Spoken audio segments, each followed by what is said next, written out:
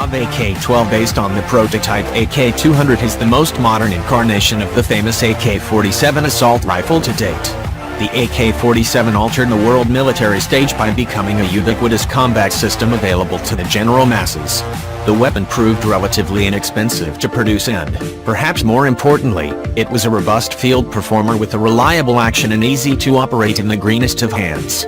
As such, the AK-47 Kalashnikov's best known and easily recognizable assault rifle went on to be found in all parts of the world. Within time, the series was modernized with the changing era, including a major facelift in the 1970s, the AK-74, and, again, in the 1990s, the composite-minded AK-100 series.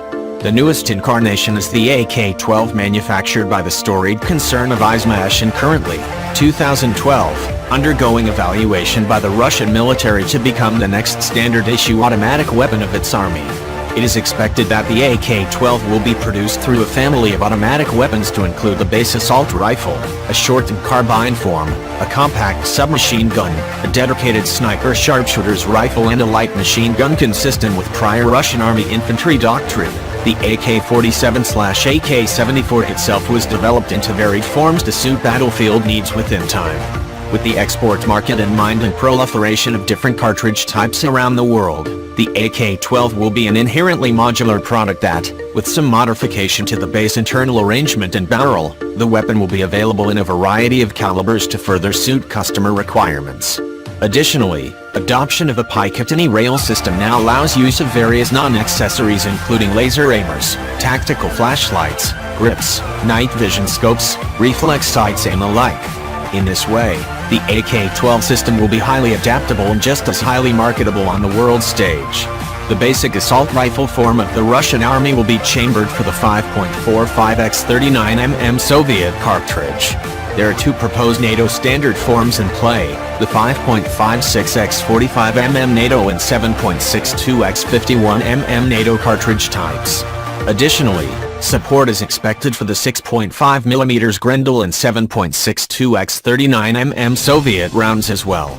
The firing action will remain consistent across all forms, however, and revolve around a proven gas-operated, long-stroke piston utilizing a rotating bolt function.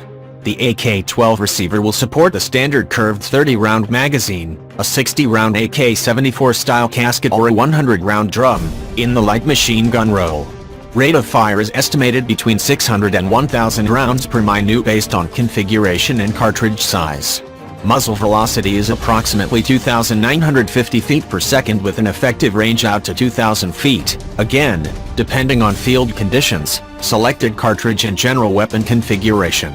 The AK-12 receiver will sport a more reserved ambidextrous thumb-actuated firing selector found near the pistol grip, as opposed to the traditionally large firing selector featured in AK rifles prior.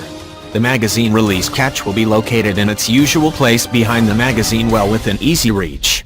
The gas cylinder will be set in its usual Kalashnikov arrangement just above the barrel assembly while the barrel will be capped by a new slotted muzzle brake.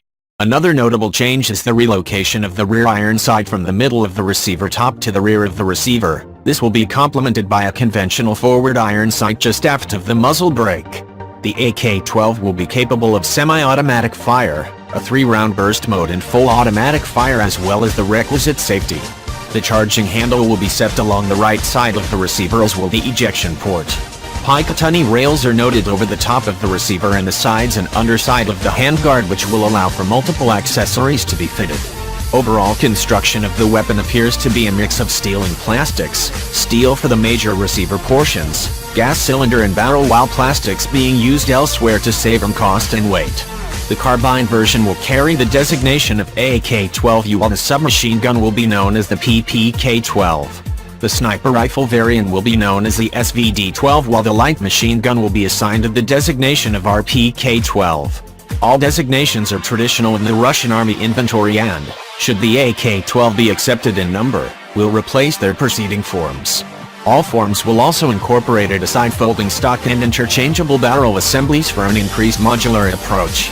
The light machine gun will make use of a heavy-duty bipod, heavier, longer barrel assembly and 100-round drum, as in the RPK-74 before it, to fulfill its dedicated battlefield role. The inherent design of this automatic rifle family will make it accessible to all manner of soldier, special forces, commando, airborne infantry, basic infantry, support and logistics as well as the guerrilla fighter.